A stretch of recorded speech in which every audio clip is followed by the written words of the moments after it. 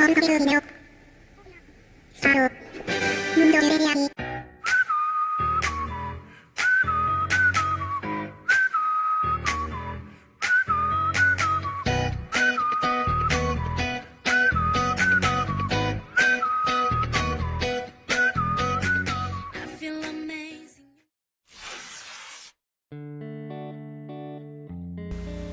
안녕하세요, 두나미스 청년부 여러분.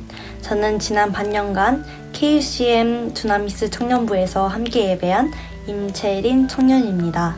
저는 지난주 필리핀 유학생활을 마치고 한국으로 돌아와 가족들과 시간을 보내며 대학교를 위해 입시 준비를 하고 있습니다. 저의 지난 유학기간 동안 저와 항상 동행하시고 마무리까지 잘 할 수 있게 도와주신 주님께는 너무 감사드리지만 저를 위해 항상 기도해 주시고 희생해 주시고 저를 도와주신 많은 분들께 제대로 된 감사 인사를 드리지 못하고 온 것에 대해서는 많이 아쉬운 마음입니다. 하지만 무엇보다 너무너무 아쉬운 것은 더 이상 KUCM에서 두나미스 청년부 여러분들과 함께 대면 예배를 하지 못하게 된 것입니다. 너무나 아쉬운 마음이지만 앞으로 더 있게 될 온라인 예배 기간 동안 항상 여러분들과 함께 예배한다는 마음으로 예배하겠습니다. 이 코로나 기간 동안 많이 힘드시고 지치시겠지만 믿음 잃지 않고 주님 안에서 항상 승리하고 일어서시는 두나미스 청년부 여러분이 되시길 기도하고 소망하고 응원하겠습니다. 항상 힘내시고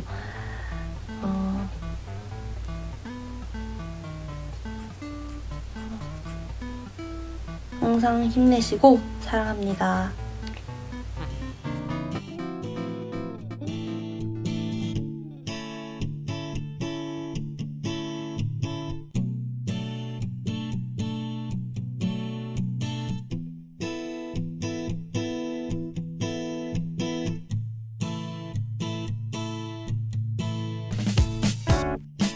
한 주간도 잘 지내셨나요? 오늘도 이렇게 또 영상으로 우리 함께 여러분들과 만나서 예배하게 된 것을 기쁘게 생각합니다. 얼마 전 학업 문제 때문에 한국으로 철수해서 지금 아마 자가격리 기간일 텐데 또 영상으로 인사를 전해준 우리 채린이에게도 감사한 마음을 또 전해드립니다. 자, 오늘도 짧은 시간이겠지만 우리 함께 이 영상을 통해 하나님의 말씀을 또 깊이 새겨보고 또 더욱 믿음 가운데 거하는 우리 모든 청년 예배자 모두가 되시기를 예수님의 이름으로 축복합니다. 자, 이 시간 우리 먼저 함께 2020년 6월 두나미스 청년의 기도를 함께 드리도록 하겠습니다. 자, 자막을 통해 보시면서 함께 낭독하도록 하겠습니다. 2020년 6월 두나미스 청년의 기도. 하나, 우리가 겪는 위기가 하나님을 찾는 기회가 되게 하옵소서. 둘, 새로운 일상이 되어가는 지금의 어려움에서 고통받는 자들이 없도록 도와주옵소서. 셋, 이 시대의 그리스도인들이 그리스도의 향기를 열방에 나타내게 하옵소서.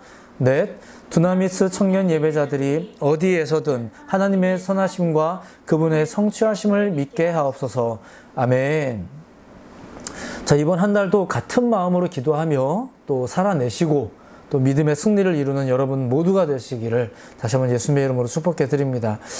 자, 오늘 또 우리가 이제 나눌 말씀을 함께 찾아보도록 하죠. 로마서 13장 1절과 2절입니다. 로마서 13장 1절과 2절 우리 함께 읽어보도록 합니다. 시작. 각 사람은 위에 있는 권세들에게 복종하라. 권세는 하나님으로부터 나지 않음이 없나니 모든 권세는 다 하나님께서 정하신 바라. 그러므로 권세를 거스르는 자는 하나님의 명을 거스름이니 거스르는 자들은 심판을 자취하리라. 아멘. 자, 오늘부터 몇 주간 한 흐름의 말씀을 좀 나누고자 합니다. 이 설교는 제가 2018년도 5월 달에 수요 저녁 예배를 통해서 설교했던 내용입니다. 이 영상 예배를 통해서 여러분들과도 함께 나누면서 좀 주시는 은혜가 무엇인지 좀 한번 새겼으면 좋겠습니다. 결코 쉽게 설교하려고 재탕하는 거 아니고요. 다시 묵상하고 또 다시 원고를 일일이 써가면서 또 그렇게 설교를 준비하고 있습니다. 이 설교의 시작은 이것 때문이었습니다.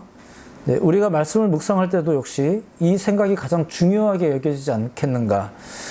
그것은 바로 하나님으로부터, 하늘로부터라는 말입니다. 바로 이 부분이 그 기독교 신앙에서 가장 이해가 안 되면서도 가장 특별한 그런 요소가 아니겠습니까? 하나님으로부터 오는 것들, 하나님으로부터 무언가가 하늘로부터 임하는, 자, 이런 요소가 기독교 신앙을 특별하게 하죠. 자, 이것은 이성적이고 현실적인 사람들에게는 분명히 몽상처럼 혹은 이상처럼 비현실적인 발상으로 여겨지겠지만, 특별히 청년 사역을 주로 하는 저는 이렇게 말하고 싶을 때가 있는 거예요. 뭐냐면은, 우리는 좀 그래도 되지 않겠는가라는 거죠. 예. 신앙인이라면, 그리고 젊은이라면, 하나님을 알고 또 하나님을 믿는 사람이라면 그 초월적 영역을 인정하고 영의 존재를 인정하고 측량할 수 없는 은혜가 무엇일까? 이런 등등의 이야기들. 우리는 이런 생각을 오히려 더욱 해야 되는 건 아닐까? 이제 이런 생각을 이제 하게 되더라는 거죠. 특별한 사람이 이제 그렇게 생각하는 특별한 사람이 있다기보다 이미 특별한 여러분들은, 이미 하나님의 백성으로서의 여러분들은 더욱 여러분들의 신앙을 굳건하게 새겨나가기 위하여 하늘로부터, 하나님으로부터라는 개념에 대해서 좀 이해하셔야 되지 않겠습니까? 이제 이 생각이 이제 이 설교를 이제 하게 된 그 시작이었습니다. 자, 그래서 이제 살피게 된 것, 하나님으로부터 오는 것. 자, 이제 이걸 가지고 몇 주간 설교를 하려는 겁니다.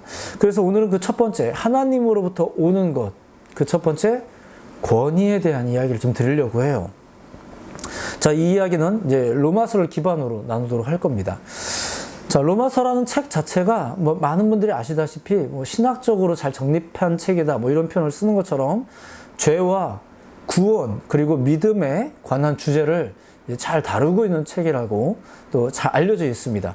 그리고 이 모든 것의 결과 혹은 영향은 하나님과의 관계, 그리고 더 나아가서는 이제 이웃과의 관계에 이르기까지 관계라는 것을 중요한 키워드로 이제 다루고 있죠. 그게 로마서예요.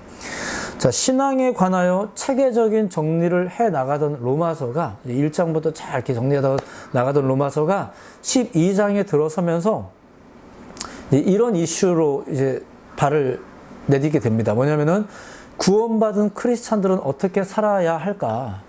자, 이게 12장부터 내용이에요. 자, 그런데 12장은 개인의 신앙에 관하여 주로 설명을 하고 있습니다. 자, 그러다가 13장으로 넘어갑니다. 13장으로 넘어가면 역시 그 주제는 구원받은 크리스찬들은 어떻게 살아야 할까? 똑같은 이 주제를 가지고 이어지는데 이번에는 개인이 아니라 관계, 사회, 공동체에 관하여 다루기 시작한다는 거죠. 자, 그리고 오늘 본문이 바로 그 1, 2절이지 않습니까? 그렇게 13장에 들어간 구원받은 크리스찬들은 어떻게 살아야 될까? 개개인의 과제가 아니라 이제 공동체 안에서, 사회 안에서, 관계 안에서의 과제 중에 첫 번째 이슈가 뭐였냐? 그게 바로 권위였다라는 거죠. 자, 복잡한가요? 자, 이 정도는 그래도 알아들으셔야 돼요. 다시 돌려서라도 보셔야 돼요. 자, 믿는 자들은 공동체와 타인의 관계에서 또 그리고 사회생활에 관해서 어떠한 자세로 살아야 할까? 이제 이걸 정리해 놓은 책이 13장인데 바로 그 첫 번째가, 그 이야기의 첫 번째가 권위라는 거죠. 먼저 1절을 보시면 이렇습니다. 각 사람은 위에 있는 권세들에게 복종하라. 권세는 하나님으로부터 나지 않음이 없나니 모든 권세는 다 하나님께서 정하신 바라. 권위 앞에서 복종하라는 말씀이죠. 근데 이 이야기의 핵심은 뭐냐면은 단순히 권위 앞에서 복종하라는 게 아니라 이 권세는 하나님으로부터 나지 않음이 없다라는 게 그 핵심이에요. 지금 믿는 사람들에게 말하는 거잖아요. 구원받은 백성들에게 지금 말해주는 이야기잖아요. 그들에게 말해주기를 뭐라고 말해줘요? 그냥 무조건 권위에 순종이라가 아니라 권위라는 게 있다. 근데 이 권위는 하나님으로부터 나지 않은 게 없다. 지금 이 얘기가 핵심이라는 거죠. 권위의 출처. 그냥 권위에 대한 복종을 강요하고 지시하는 게 아니라 그 권위의 출처에 관해서 말하고 있다는 거죠. 그게 핵심이에요. 그리고 크리스찬으로서 우리는 이 사회에서, 공동체에서 어떻게 살아야 된다고요? 권위에 복종하는 자세로, 이걸 말하는 거죠. 자, 그런데 본문에서 말하는 권세는 사실 여러분이 생각하는 그 세상 권세가 맞습니다. 자, 그렇기 때문에 이 말씀은 사실 아주 듣기에 거북한 명령일 수 있어요. 왜냐하면 하나님의 권세 이러면은 여러분들이 특별히 뭐 거부감이 없으시겠지만 세상 권세 이러면은 우리에게 주는 이미지가 이미 있거든요. 그렇죠? 그러다 보니까 오늘날의 시대에 이런 요청은, 이런 식의 설교는 오히려 시대착오적인 요청이라거나 혹은 좀 불편하게 이제 인식될 수 있을 거예요. 뭐 그렇게 짐작을 해봅니다. 우리는 일단 권위라는 말 자체가 조금 싫죠. 만약 어쩔 수 없이 그 권위에 굴복해야 한다면 그 대상이 우리가 굴복할 만한 존재인가, 이제 우리가 이런 것을 보통 중요하게 여긴다는 거예요. 그냥은 도무지 권위라는 말에 따르고 싶은 생각이 없죠. 권위의 대상은 만약에 우리가 순종해야 된다면, 복종해야 된다면, 굴복해야 된다면 그 권위의 대상은 엄청 훌륭하고 흠이 없어야 하며 우리가 무조건 따르고 싶을 만큼 잘생겼거나 카리스마가 넘치거나 부드러워야 하고 모든 사람에게 인자하면서도 바람둥이이면 안 되고 정말 완벽해야 돼요. 그래야 내가 따르겠다는 거죠. 예, 그런 거 따져가면서 순종할지 안 할지를 결정하겠다는 거예요. 그리고 사실 이것은 그마저도 마음 바뀌면 또 달라져요. 이런 우리의 상태와 더불어, 그리고 우리가 알고 있는 이 세상에 존재하는 권위들을 잘 보시면 정말로 잘못된 권위도 참 많죠. 그래서 어쩌면 권위에 순종해라 라는 말은 정말 오늘날 시대에 안 어울리는 성경 말씀일지도 몰라요. 하지만 오늘 성경 말씀을 보시면 신앙을 체계적으로 설명하던 바울이, 구원받은 자들은 어떻게 살아야 하나를 말하던 바울이 이제 개인 신앙을 넘어서서 이 사회에서 크리스찬으로서 살아가야 되는 여러분들에게 가장 먼저 다룬 이야기가 뭐라고요? 권위에 대한 이야기, 그리고 그 권위에 순종하라는 이야기를 하고 있다는 거예요. 굉장히 불편한 접근이겠지만 이제 13장까지 온 정도의 신앙인들은 이제 이런 건 좀 이해하실 필요도 있어요. 받아들이실 필요도 있겠죠. 그저 내 위에 있는 권위자에게 복종해라, 이 말로 이제 시작을 하고 있죠. 바울은 명확하게 말하는데 이제 듣는 우리는 그 출발부터 불편할 수는 있긴 해요. 자, 이러한 맥락의 말씀이 베드로전서 2장 18절에도 나옵니다. 거기에 보면 이런 말씀이 나와 있어요. 사환들아, 범사에 두려워함으로 주인들에게 순종하되 선하고 관용하는 자들에게만 아니라 또한 까다로운 자들에게도 그리하라. 이런 말씀이 나와 있어요. 더 불편하죠? 자, 근데 이게 분명한 성경의 입장이에요. 좋은 주인에게만 순종할 것이 아니라 까다롭고 싫은 주인에게도 순종하라는 거예요. 들으면 들을수록 불편해요. 괜히 이런 성경 구절을 자꾸 찾아내갖고 여러분들을 불편하게 하려고 이제 그런 건 아니에요. 하지만 보셔야 돼요. 왜냐하면 우리 신앙인들은 우리 신앙의 태도를 스스로 만들어가는 자들이 아니라, 자, 이 말을 잘 이해해 주세요. 우리가 신앙인으로서 나는 신앙인이니까 이렇게 해야지 라는 태도를 우리가 정해가는 게 아니라는 거예요. 성경의 요청에 따라 그 태도를 형성해 나가는 사람들인 거죠. 한 말씀을 더 보시겠습니다. 마태복음 5장 46절은 이렇게 말합니다. 너희가 너희를 사랑하는 자를 사랑하면 무슨 상이 있으리요? 세리도 이같이 아니하느냐? 이 무슨 말씀이냐면은 내가 좋아하는 사람만 사랑하면 그것은 진정한 사랑이 아니듯 원수까지도 사랑할 수 있을 때 그것이 진짜 사랑이고 진짜 크리스찬들의 모습이다, 이 얘기인 거예요. 그냥 사랑할 만한 사람을 사랑하는 건 세상 사람들도 다 한다, 세리도 이같이 아니하느냐, 세리도 똑같이 한다, 이 말인 거죠. 그러니까 성경적 태도라는 거는 뭐예요? 그렇지 않은 상황에서도 사랑해야 된다, 지금 이 얘기죠. 싫은 사람이라도 까다로운 사람이라도 섬겨라, 내 위에 있는 권위에 순종하라, 이게 다 같은 맥락이에요. 사실 권위에 대한 말씀은 오랜 세월 동안 정말 많은 오해와 더불어 잘못 가르쳐지기도 했어요. 많은 사람들이 이 말씀을 마구 가져다가 엉뚱하게 적용하곤 했죠. 하지만 그럼에도 불구하고 이 말씀에 대한 깊은 묵상이 필요합니다. 왜냐하면 권위 이야기가 가장 먼저 다루어질 필요가 있었던 거예요. 이 권위라는 단어의 의미를 찾아서 소급해 올라가다 보면 중요한 단어를 또 만나게 됩니다. 그게 바로 질서란 단어예요. 권위와 질서.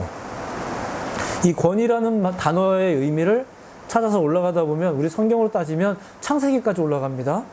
거기에 보면 질서와 관련하여 이 권위의 문제가 두각을 나타내요. 다 아시는 내용이겠지만 하나님께서 천지를 창조하실 때부터 가장 먼저 적용하신 규칙이 뭔지 아십니까? 그게 바로 그분의 하나님 됨과 모든 피조물이 하나님께 속하였다는 것을 규정하는 것이었어요. 그게 질서잖아요. 그것이 곧 창조의 질서가 되었던 거죠. 그리고 아시다시피 죄가 들어온 후에 어떻게 되었나요? 바로 그 질서가 무너졌다는 게 뭔지 아시겠어요? 권위가 떨어졌다는 거예요. 하나님의 권위가 떨어지고 내가 너희를 보호하겠다라고 말했는데 그게 못 믿어워서 우리끼리 성 쌓는 거 이렇게 하면서 죄진 인류가 해나간 거예요. 진부한 예지만 만약에 교통신호를 어긴다면 어떻게 될까요? 교통법규를 어겨서 딱지를 끊었는데 그것을 또 안 내고 버티면 어떻게 될까요? 너무 비싸거나 난 억울하다 화가 나기도 하지만 만약에 그러한 공권력이 없다면 어떻게 될까요? 권위의 필요가 하나님께서도 당신의 권위를 딱 노출시키신 이유가 뭔지 아세요? 당신 잘난 척 하시려고 하신 게 아니라 그로 인하여 질서를 잡으려고 했던 거죠. 권위가 필요했던 것은 모두의 질서 때문이었어요. 하나님은 누가 인정해 주느냐 마느냐와 상관없이 그냥 스스로 계신 분으로서 하나님이세요. 그분은 존귀한 분이죠. 하지만 하나님께서 우리에게 자신의 그 존재를 알리신 것은 그게 뭐 때문이겠습니까? 당신의 권위를 우리에게 나타내신 이유가 뭐겠어요? 그 권위가 질서와 상관이 있기 때문에 그래요. 우리가 그 권위를 기억하고 살아가야 될 필요가 있기 때문에, 그렇기 때문에 하나님과 하나님의 백성과의 관계가 어떻게 계속 어우러지면서 사라질지, 그걸 위해서 당신의 권위를 노출하시는 거죠. 당신의 존재를 노출하시는 거예요. 자, 그런데 그 권위가 하나님의 권위가 아닌 그 권위의 모양새만 이 세상에서 하나님의 그것과는 다르게 특정 집단이나 특정 개인이 자신의 이익을 위해서 변질시키면 어떻게 되겠습니까? 권위에 대한 우리의 이해마저도 변질되게 되겠죠. 여러분들이 권위에 대해서 불편한 마음을 가지시는 것 자체가 우리가 사실 세상에 많이 병들어 있다는 뜻이에요. 왜냐하면 이 시대의 많은 패역함에 깊이 관련된 문제가 바로 이 권위의 문제이기 때문에 그렇습니다. 가정에서는 아버지의 권위 문제, 부모의 권위 문제, 형제 간의 손 윗사람과 아랫사람, 제가 지금 가부장적이라 하는 얘기가 아니라 그런 질서가 있더라는 겁니다. 근데 오늘 이 시대의 패역함을 설명할 때 놀랍게도 이 권위의 문제와 아주 깊게 관련되어 있다는 것을 여러분들이 생각해 보실 필요가 있어요. 그래서 이러한 적용이, 이 권위에 대한 적용이 정말 많은 상황, 정말 많은 관계에서 다 적용이 돼요. 친구 관계도, 가정도, 학교도, 회사도, 정치도, 국가 간에도. 저는 고등학교 때 3년 동안 이제 반장, 부반장을 했었어요. 같은 또래 집단 속에서도 이런 거를 하는 이유는 저희 보고 잘난 학생을 세우고 누가 잘났다를 세우기 위해서가 아니라 그 학급의 질서 때문인 거죠. 질서 때문에 반장을 세우든 부반장을 세우든 이런 게 필요한 거 아니겠습니까? 이렇듯 그 권위에 대한 이해나 그 본질이 중요한데 그게 변질되면 결국 모든 질서가 와야 되는 거죠. 우리는 그것이 모조리 남의 탓 같고 우리의 지도자가 능력이 없는 것 같고 이런 것 같지만 사실 그렇지 않아요. 이게 누굴 탓할 문제가 아니라는 거죠. 모든 것이 엉망이 되는 것은 모두의 탓인 거예요. 한 명의 지도자 때문에, 한 명의 아빠 때문에 아니에요. 우리 모두가 권위에 대한 인식이 무너지고 질서를 귀히 여기지 못하고 거기에 따른 행동 방침들을 다듬어 나가지 못하기 때문에 그런 일이 벌어지는 거죠. 다시 말씀드립니다. 모든 것이 엉망이 되는 것은 모두의 책임인 거예요.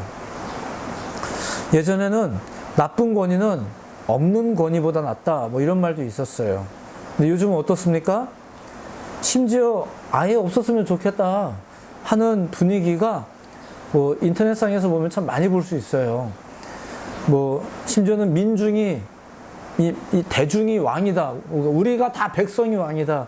이런 분도 계세요. 아마 민주주의의 기본 이념에 입각하여서 아마 이렇게 말씀하시는 것 같습니다. 하지만 정말 죄송하지만 저도 민주주의 좋아합니다. 민주주의에 속해 있고요. 이런 나라에 속해 있는 것을 기쁘게 생각합니다. 하지만 우리가 민주주의 기념 이념을 너무 과대 해석할 필요는 없지 않겠나 싶어요. 조금만 냉철하게 생각해 보세요. 모두가 왕이면 어떻게 되겠습니까? 그것은 어리석은 것을 넘어 아주 위험한 일이겠죠. 우리는 지금 누가 옳으냐 틀리냐를 말하고 있지만, 그래서 우리는 내가 볼 때는 객관적으로는 이렇게 말하면서 우리는 정치, 사회, 종교, 국가를 우리가 진단하기도 하고 판단하기도 하지만, 본래의 의미에 따르자면 이 사회는 질서가, 권위가 원래 필요한 게 맞습니다. 권위는 정말 중요한 겁니다. 우리가 너무 멀리까지 온 거죠. 오히려 우리가 지금 너무 멀리까지 와서 그 본질 자체가 이제 꼴도 보기 싫어진 상태가 된 것 뿐이지, 사실 그게 우리가 안 중요하게 여긴다고 해서 그게 안 중요해집니까? 그러진 않다는 얘기예요. 엄청나게 변질되고 못됐고 다 무너졌고 심지어 뭐가 옳은지 모르고 그래서 그렇지 권위는 중요한 게 맞아요. 왜냐하면은 오늘 말씀해 보니까 그 권위가 본래 하나님으로부터 온 거래요. 그래서 중요한 거예요. 제가 사실 이 이야기를 좀 반복하면서 오늘 말씀 끝날 거예요. 만물을 주관하시는 하나님, 그 하나님이라는 것을 믿는다면, 그 하나님이 정말로 그런 분이라는 것을 믿는다면, 예수님의 존재가 하나님의 아들이시라는 것을 믿는 우리라면, 우리는 복음에 합당하도록 권위에 대한 이해를 가지실 필요가 있어요. 여러분들이 하나님을 향해서 주님, 주님 말하는 것도 그거잖아요. 주님, 그분을 주인을 삼는 거잖아요. 그분의 주인됨을 인정하는 거잖아요. 권위 문제예요. 오늘날 신앙의 위기가 어떠한 양상으로 오는지를 잘 생각해 보세요. 그것은 전부 하나님께로부터 온 것들을 흔들어 대면서 나타나는 현상들이에요. 그리고 오늘 그 중에 하나 첫 번째 소개해 드리는 게 권위. 다음 주에 딴 거 소개해 드릴 겁니다. 하나님께로부터 온 것들 몇 가지 설교할 건데, 오늘은 권위, 다음 주엔 딴 거, 이렇게 얘기할 거예요. 성경, 주신 말씀이죠? 주신 말씀이에요. 성경과 그 내용을 흔들어 놓죠. 그러면 질서가 무너지는 거예요. 신앙이 무너지는 거예요. 교회와 예배의 권위를 엉뚱하게 규정하게 돼요. 그러면 교회가 흔들리는 거예요. 신앙생활의 위기가 오는 거죠. 심지어 어떤 목회자들조차 스스로의 목자의 모습을 실추하기까지 해요. 신앙의 위기는 바깥에서 오는 것보다 이 안에서 미혹됨으로 오는 경우가 더 위험해 보이는 것 같습니다. 미혹해하는 존재가 신앙생활에서 가장 중요하다고 할 수 있는 것들에 손을 대기 시작하겠죠. 미혹해하는 존재가 신앙생활에서 가장 중요하다고 할 수 있는 것들에 손을 대는 거예요. 걔네가 손댄 것이 무엇입니까? 피조물인 우리 안에서 발생한 거예요? 아니면 피조물인 우리에게 주신 하나님으로부터 온 것들이에요. 그죠? 후자죠. 그거를 손대는 거예요. 걔네가 자꾸 그거 손대는 거예요. 성경의 태도를 기억하십시오. 특별히 신약 성경에서 예수님을 소개할 때 이 땅에서 보기 드문 훌륭한 분, 이렇게 설명하지 않고 우리를 위해 이 땅에 오신 하나님의 아들, 이렇게 소개하고 있는 것도 여러분들이 유념해 보실 필요가 있는 거죠. 세상 모든 권세 위에 계신 분으로서 그분을 소개하고 있다는 것을 우리가 주목해 보실 필요가 있어요. 권위라는 것은 정확히는 하나님께로부터 오는 권위, 이것은 올바른 신앙과 믿음을 세워나가는 데 있어서 너무 중요한 문제입니다. 그것은 우리 개개인의 신앙을 안정할 뿐만 아니라 사회를 안정하게 하고 시대를 안정하게 하는 가장 중요한 키워드예요. 불편하셔도 어쩔 수 없어요. 적어도 사도 바울의 그 잘 정리됐다고 우리가 다 인정하는 그 사도 바울의 이야기들을 이제 1장부터 쭉쭉쭉쭉 오다가 13장까지 도착해서 지금 툭 꺼내 들고 있는 이야기, 그것이 바로 첫 번째 권위라는 이야기라는 것을 우리가 좀 염두에서 좀 생각하신다면 이거는 되게 중요한 문제죠. 권위 자체가 아니라 모든 것의 주관자가 하나님이라는 사실 때문에 그 사실이 표면에 드러날 때 이제 질서가 잡히게 되는 거예요. 자, 좀 반복되는 듯 하지만 그래도 좀 정리를 해나가면서 이렇게 말씀드리고 싶습니다. 오늘 본문에서 왜 각 사람 위에 있는 권세에 대해서도 인정하고 순종하라고 말했다고요? 계속 반복되지만 그 권위의 출처가 하나님이기 때문에 그렇다는 겁니다. 오늘의 핵심은 바로 그것을 새기는 거죠. 여러분을 회유해서 오늘날 우리가 접하는 정치에 맹목적으로 동의하자 이런 얘기가 아니고요. 인간은 선악과를 따먹기 전에 첫 번째 오히려 권위와 질서를 먼저 접했어요. 잘 생각해 보세요. 그것을 먼저 배웠단 말입니다. 권위를 배웠고 질서를 배웠고 그리고 그것을 향한 순종을 우리는 먼저 제안받았어요. 그러니까 뭐가 옳은지 틀린지 이런 거 따지고 들기 전에 첫 번째 배운 게 뭐라고요? 순종을 배웠단 말이에요. 우선은 그 권위의 중요성, 그리고 그 권위의 본래 출처, 그리고 그것의 시작인 그 하나님을 향한 우리의 순종과 이런 신앙들, 이걸 먼저 우리가 유념해 볼 필요가 있다는 거죠. 같은 이야기가 반복되는 것 같아요. 하지만 죄가 들어와서 벌어진 일 중 하나가 바로 그 권위가 무너졌다는 것. 권위의 주인이 심지어 바뀌어버리는 것. 너도 나도 자기가 그 권위의 주인이라고 말하는 그런 시대. 심지어 그런 이들이 주권을 가지고 자기 마음대로 활용하려고 들고 있는 시대를 지금 여러분들이 살고 있는 겁니다. 사실 여러분들도 그렇게 하고 싶어 하시잖아요. 내 인생의 주인이 나다 이러면서 내가 이제 크게 엄마 아빠 벗어나기만 해봐라. 나도 돈만 벌면 이러면서 이제 아직 돈도 못 벌면서 우리가 이제 그럴 때가 있잖아요. 나도 언젠가 나가리라. 내가 하면 잘할 것 같죠. 이제 그런 기대감을 가지고 또 우리 열심히 살고는 있는데 아무튼 그렇습니다. 오늘 2절은 이렇게 말합니다. 그러므로 권세를 거스르는 자는 하나님의 명을 거스름이니 거스르는 자들은 심판을 자취하리라. 자, 여러분들이 언젠가 훌륭한 분들이 되셨으면 좋겠어요. 부모님을 떠나 또 남자를 만나고 여자를 만나고 후에 가정을 이루고 언젠가 그렇게 여러분의 권위가 하나님이 세워주신 그 존귀함이 빛을 발할 날들이 여러분들에게 있길 바라요. 하지만 권위는 여전히 중요한 거예요. 권위를 거스르는 분들은 성경의 말씀에 의하면 그들은 심판을 자취하리라. 스스로 그런 일들을 겪게 될 거다. 이렇게 좀 슬픈 말이지만 이런 말이 있네요. 악한 영은 개개인을 공격하기도 하지만 공동체를 또한 공격한다는 것을 기억하셔야 됩니다. 어떻게 해요? 그 질서를 무너뜨림으로. 그럼 그 질서는 어떻게 무너뜨릴까요? 권위를 무시하면서. 가정을, 부부관계를, 친구관계를, 우리가 속한 사회를 그렇게 무너뜨리려고 하는 거예요. 그 권위의 문제. 가정에서는 이제 아버지의 권위, 이제 부부 사이에서는 남편의 권위, 이런 게 있지 않겠습니까? 친구 관계에서도 역시 마찬가지로. 하나님께 속한 사람은 그들의 방식이 있게 마련입니다. 무엇보다 그들은 권위를 우리의 생각으로 판단하는 일을 하지 않습니다. 하나님께 속한 사람들은 옳고 그름으로 악한 영을 이기는 게 아니라 순종으로 이깁니다. 5절 말씀을 한번 이제 소개해드리고 싶습니다. 오늘 본문 이유지만 5절 말씀에 보면 이런 말씀이 있습니다. 그러므로 굴복하지 아니할 수 없으니 노를 인하여만 할 것이 아니요 또한 양심을 인하여 할 것이라. 그러니까 어떤 때는 싫고 마음이 어려울 수도 있어요. 그래도 순종하는 것은 진노 때문이 아니라 양심 때문에 하자는 거예요. 양심 때문에. 우리가 진정으로 권위를 높여주고 살려줄 때 당장은 그릇된 것일 수도 있지만 결국은 하나님의 법도에 따라 사회가 조절된다는 거죠. 그러니까 우리는 순종하는 걸 먼저 이제 배우라는 거예요.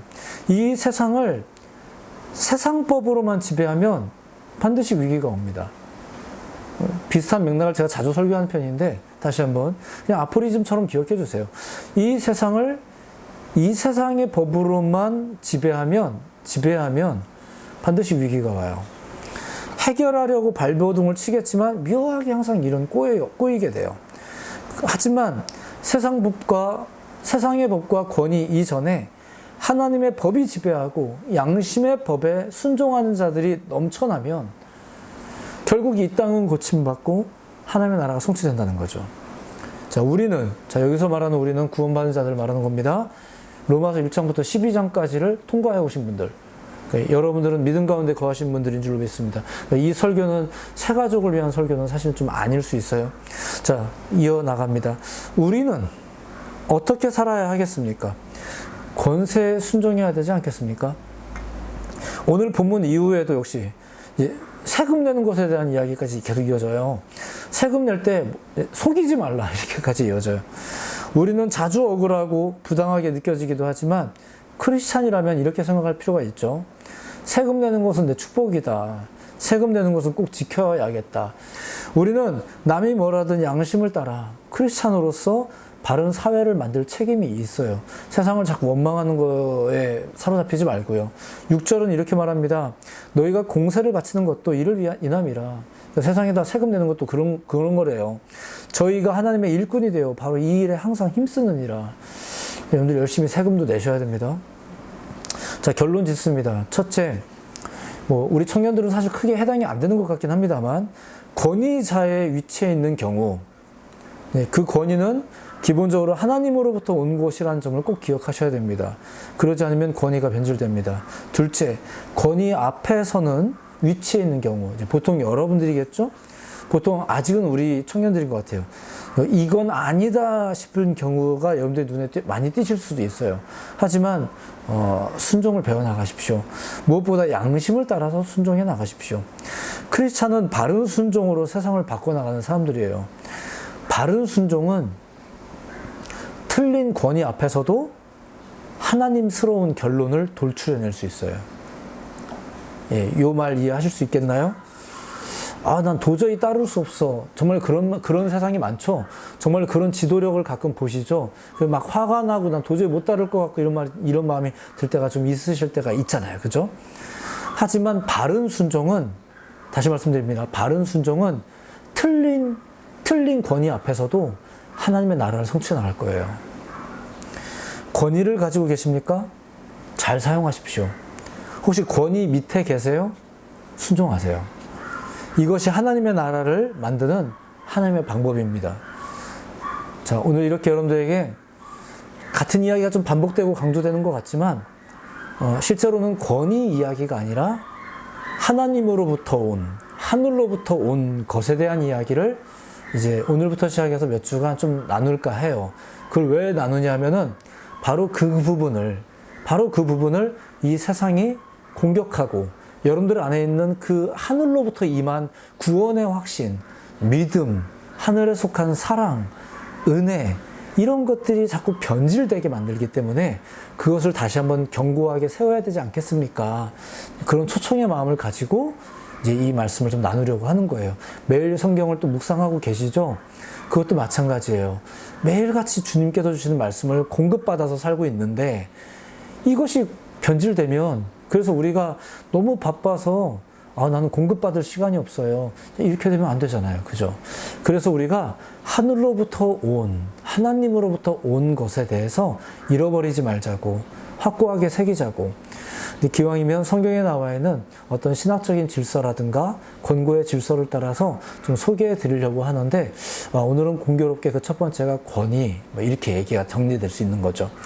말씀을 깊이 새기시고 다시 한번 하늘로부터 말미암은 공급으로 힘을 내셔서 이 땅에서 살아내시는 우리 청년들 모두가 되기를 예수님의 이름으로 축복해 드립니다. 많이 힘드시죠?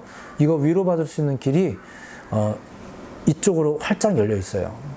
이쪽으로는 좀 막혀 있을 수 있긴 한데 이쪽으로는 활짝 열려 있어요. 믿으세요. 순종하세요. 기대하세요. 하나님은 살아계십니다. 활짝 열려진 그 은혜의 문이 여러분들 가운데 임하기를 다시 한번 예수님의 이름으로 축복해 드립니다. 힘을 내시고 건강하게 지내시다가 다음 주에 또 말씀의 자리에서 만나 뵙도록 하겠습니다. 감사합니다. 모두 은혜 많이 받으셨나요?